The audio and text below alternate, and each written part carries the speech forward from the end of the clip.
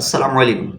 आऊं या अमीर मुस्लिम ऐं आवाज़ थी रहिया आहियो मुंहिंजी YouTube video series financial literacy in Sindhi जी टीं वीडियो जंहिंजो अॼु जो मौज़ू आहे what are the prosperity pathways for Pakistani youngsters analysing data of graduates and employed workforce. अच्छा, एतिरो वॾो नालो ॿुधाए ॾियो, तर्जुमो करे थो वठां।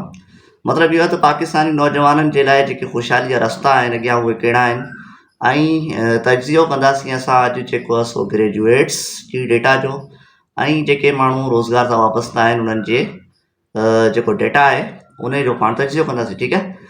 सो चलो थोरो वधीक वज़ाहत थो करे वठां त अॼु जी वीडियो में छा छा हूंदो। ॾिसो, हिन में अॼु जी वीडियो में पाण इहो ॾिसंदासीं त पाकिस्तान जी जेका टोटल आबादी आहे उन मां नौजवान केतिरा आहिनि। ठीकु आहे, केतिरा परसेंट आहिनि। पोइ पाण इहो ॾिसंदासीं त पाकिस्तान में टोटल यूनिवर्सिटियूं केतिरियूं आहिनि, उन में केतिरा जेके शागिर्द आहिनि उहे एनरोल आहिनि ऐं हर साल केतिरा शागिर्द उन मां जेको ग्रेजुएट थियनि पिया। ठीकु आहे। पोइ पाण बेरोज़गारनि जी डेटा जो एनालाइज़ कंदासीं त पाकिस्तान में टोटल बेरोज़गार केतिरा आहिनि। पोइ पाण इहो ॾिसंदासीं त जेको आहे सो बेरोज़गारनि में केतिरा अहिड़ा आहिनि जेके ग्रेजुएट्स आहिनि, डिग्री याफ़्ता आहिनि, डिग्री होल्डर आहिनि। ठीकु आहे जी। ऐं आख़िर में पाण इहा ॻाल्हि ॾिसंदासीं त जेके पाकिस्तानी यूनिवर्सिटियुनि मां छोकिरा पास थियनि पिया हर साल, छा उन्हनि खे गवर्नमेंट नौकरी ॾेई सघे थी या प्राइवेट इदारा नौकरी ॾेई सघनि था। ठीकु आहे। त इन्हनि सभिनि ॻाल्हियुनि जो जवाबु जेको आहे सो पाण जी वीडियो में ॾींदासीं।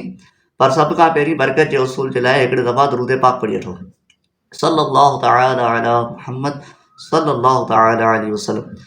अच्छा, ऐं हिकु दफ़ा वरी इहा वज़ाहत कंदो हलां त अॼु जी जेका वीडियो आहे उन जी बि जेका डेटा आहे, इंफॉर्मेशन आहे, घणी तणी मूं व्हाट्सएप जो जेको नयो फीचर आहे उहो आहे मेटा AI, उन मां ई हासिलु कई आहे।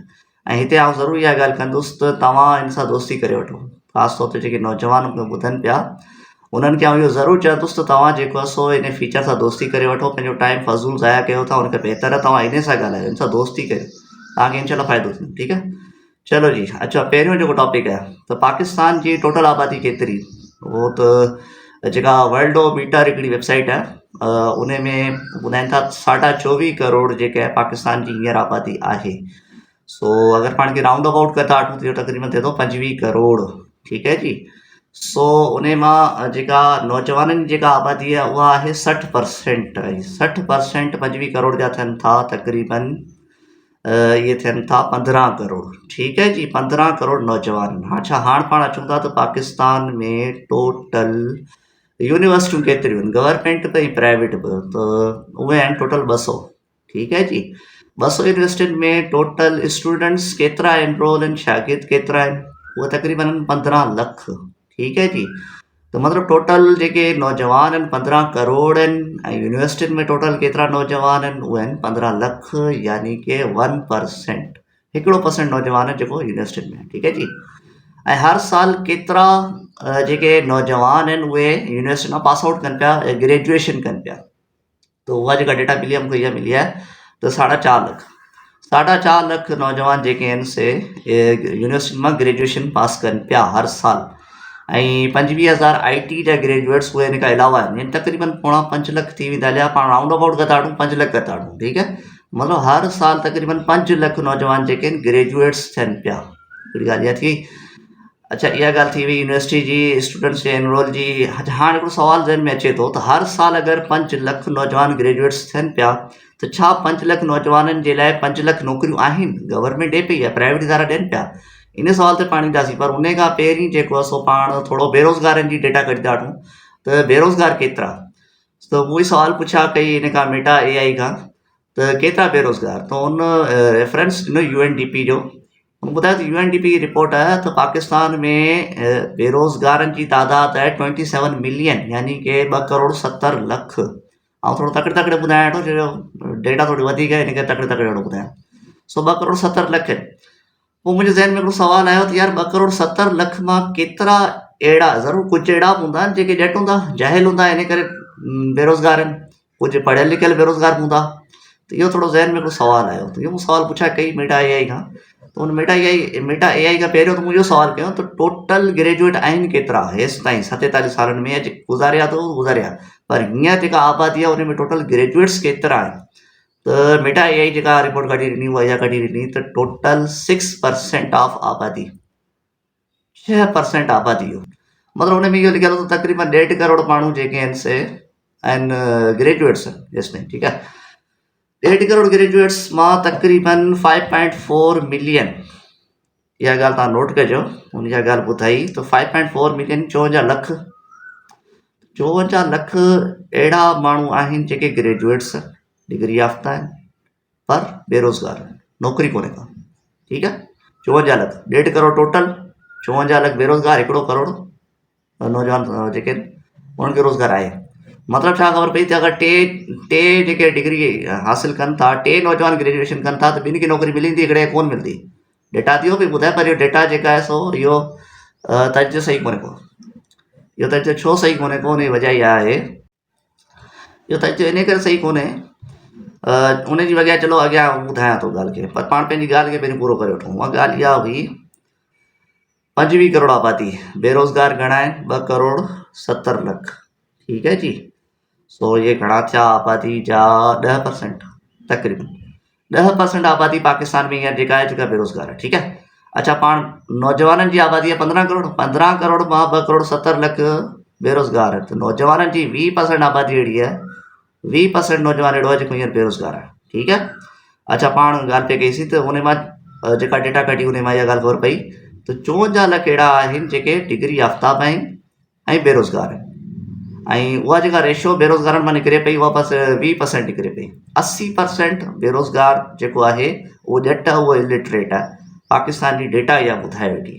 अच्छा, हाणे पाण अचूं था इन ॻाल्हि ते त छा गवर्नमेंट जेके हर साल 5 लख अचनि पिया, या जेके 54 लख बेरोज़गार आहिनि ग्रेजुएट जंहिं वटि नौकिरी कोन्हे का, त छा उन्हनि खे गवर्नमेंट नौकिरी ॾेई सघे थी या प्राइवेट इदारा नौकिरी ॾेई सघनि था? त उन में सभिनी खां पहिरियों जेको मुंहिंजे ज़हन में सुवालु आयो, ॾिसो सुवालु अचणु घुरिजे, ऐं तव्हां सुवालु पुछा करियो मिटा AI खां, तव्हांजो जवाबु मिलंदो इनशाला। त सुवालु छा आयो ज़हन में? सुवालु ज़हन में इहो आयो त टोटल मुलाज़िम आहिनि केतिरा, यानी गवर्नमेंट जा या प्राइवेट जा बरसरे रोज़गार, हाणे उन में पंहिंजो कारोबार बचो थो वञे, त केतिरा माण्हू अहिड़ा आहिनि जेके कंहिं न कंहिं रोज़गार सां वापसि था आहिनि। त उन में उहो ई मिटा AI मूंखे हिकिड़े आर्टिकल लाइ वठी वियो, उहो आर्टिकल हो जियो टीवी जो, जियो टीवी जी वेबसाइट आहे, उन में आर्टिकल हो जेको लिखियो हो इशरत हुसैन, 7 जनवरी 2022। हाणे उन में तमामु घणी डेटा हुई, ऐं मुख़्तसर हिकिड़ी ॻाल्हि हिकिड़ी जेका पंहिंजे टॉपिक सां रिलेटेड आहे उहा इहा आहे त उन में इहो लिखियलु हो त 66 मिलियन, 66 मिलियन जो मतिलबु इहो थियो त 6 करोड़ 60 लख माण्हू जेके आहिनि रोज़गार सां वापसि था आहिनि, माना 25 करोड़ जी आबादी मां टोटल घणा माण्हू, 6 करोड़ 60 लख माण्हू जेके आहिनि से रोज़गार सां वापसि था आहिनि। ॾिसो, ॿुधंदा अचो, गौर कंदा अचो, ऐं कहिड़ी ॻाल्हि पियो करियां, ॻाल्हि इहा पियो करियां, 6 करोड़ 60 लख माण्हू रोज़गार सां वापसि था आहिनि, नौकिरी कारोबार सभु मिलाए करे। उन मां गवर्नमेंट मुलाज़िम केतिरा आहिनि? गवर्नमेंट मुलाज़िम आहिनि 3.2 मिलियन, यानी सिर्फ़ु 32 लख। 6 करोड़ 60 लख मां सिर्फ़ु 32 लख गवर्नमेंट जा मुलाज़िम आहिनि। अच्छा, उन में इहा ॻाल्हि बि आर्टिकल में त आर्मी इन खां अलावा, आर्मी खे हटाए करे टोटल घणा 32 लख गवर्नमेंट जा मुलाज़िम आहिनि। ॿियो हुन डेटा में इहा ॻाल्हि हुई त इहे 32 लख कीअं थिया, पर अॼु खां 10 साल पहिरीं, अच्छा 70% उन में सूबाई मुलाज़िम आहिनि ऐं सिर्फ़ु 30% जेको वफ़ाक़ी मुलाज़िम आहिनि। अच्छा, जेका उन रिपोर्ट में ॿी कहिड़ी ॻाल्हि हुई, रिपोर्ट में इहा ॻाल्हि हुई त अॼु खां 10 साल पहिरीं, 2009-10 में, 11-12 में, उन में हुआ सूबाई मुलाज़िम हुआ 18 लख ऐं वफ़ाक़ी मुलाज़िम हुआ 9 लख। 10 सालनि खां पोइ सूबाई मुलाज़िम थी विया घणा, 22 लख, ऐं जेके वफ़ाक़ी मुलाज़िम हुआ उहे 9 मां 10 लख थी विया, टोटल इहे 32 लख जी फिगर अचो थी वञे। ख़बर छा पई? ख़बर इहा पई त 10 सालनि में गवर्नमेंट सिर्फ़ु 5 लख नौकरियूं ॾिए पई। पाण वटि हर साल 5 लख नौजवान अचो थो वञे मार्केट में नौकरी जे लाइ, पर गवर्नमेंट 10 सालनि में 5 लख नौकरियूं ॾिए पई एवरेज। अगरि एवरेज पाण कढूं था त उहा थिए थी 50,000, हिकिड़े साल में 50,000 एवरेज गवर्नमेंट नौकरी ॾिए पई, ठीकु है। त हाणे सॼी डेटा खे पाण एनालाइज़ करिणो आहे, हाणे कुझु गुज़ारिशात मूंखे करणियूं आहिनि पंहिंजे नौजवाननि सां। ॾिसो नौजवानो, जेके डिग्री याफ़्ता आहियो या जेके कोन आहियो उन्हनि खे तव्हां इहो चवंदुसि, जेके आहियो उन्हनि खे मां इहा ॻाल्हि चवंदुसि, ॾिसो गवर्नमेंट, अच्छा थोरो सो अञा बि अंदाज़ो लॻायो, टोटल घणियूं नौकरियूं रोज़गार सां वापसि था माण्हू आहिनि, 6 करोड़ 60 लख।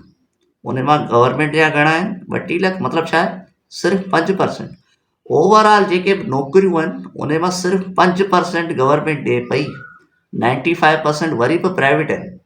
त हाणे जेको नौजवान सिर्फ़ु गवर्नमेंट ते तकियो पियो वेठो आहे, गवर्नमेंट असांखे नौकिरी ॾिए, त उहो सोचे त उहो कहिड़ी ॻाल्हि पियो करे, छा पियो करे।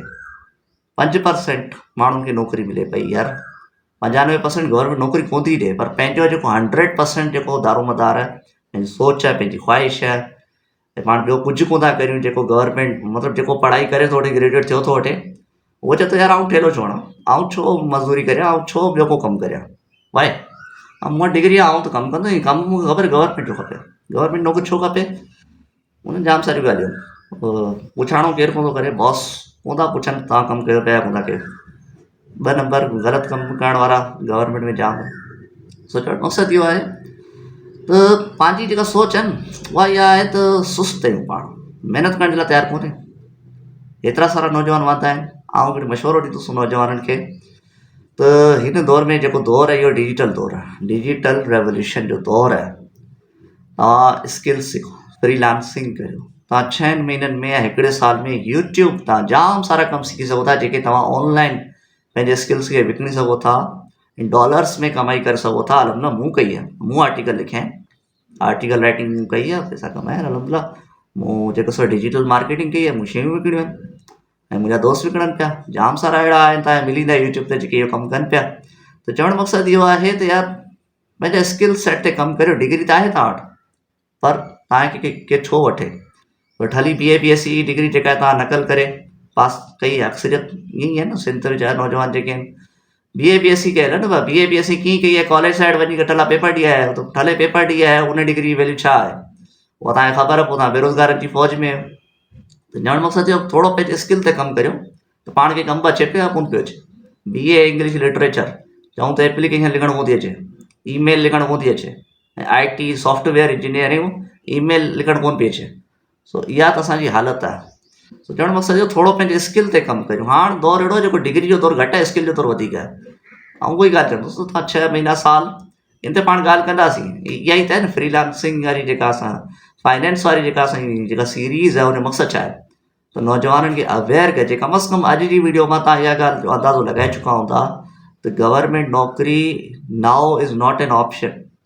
ठीकु आहे, थोरो पंहिंजो जेको ज़हन आहे उनखे वसी करियो, पंहिंजी उहो जेको एंटरप्रेन्योरशिप ते अचो, पंहिंजे कम सां वापसि था थियो। ठीकु आहे, अच्छा हाणे हीअ जेका मूं डेटा गॾु कई आहे न, मुंहिंजा हिन में तक़रीबन न त 3-4 कलाक लॻा आहिनि, घटि में घटि, वधीक बि लॻा हूंदा, अंदाज़ो कोन लॻायो आहे। सो आउं तव्हांखे आख़िर में इहा ई ॻाल्हि अर्ज़ु कंदुसि त ॾिसो, असां तव्हांजे लाइ एतिरी महिनत कयूं था, पढ़ाई कयूं था, लिखूं था, ऐं पोइ अची करे वीडियो एडिटिंग कयूं था, टाइम लॻे थो यार जाम। अगरि तव्हांखे असांजो कमु पसंदि अचे थो त काइंडली तव्हां असांखे सपोर्ट करियो। सपोर्ट इहो आहे त तव्हां हुनखे जेको सो लाइक करे वठो, तव्हांखे पसंदि अचे त शेयर करियो, तव्हांखे पसंदि अचे तव्हां सब्सक्राइब करियो। ठीकु आहे जी, अस्सलाम वालेकुम, फ़ी अमान अल्लाह।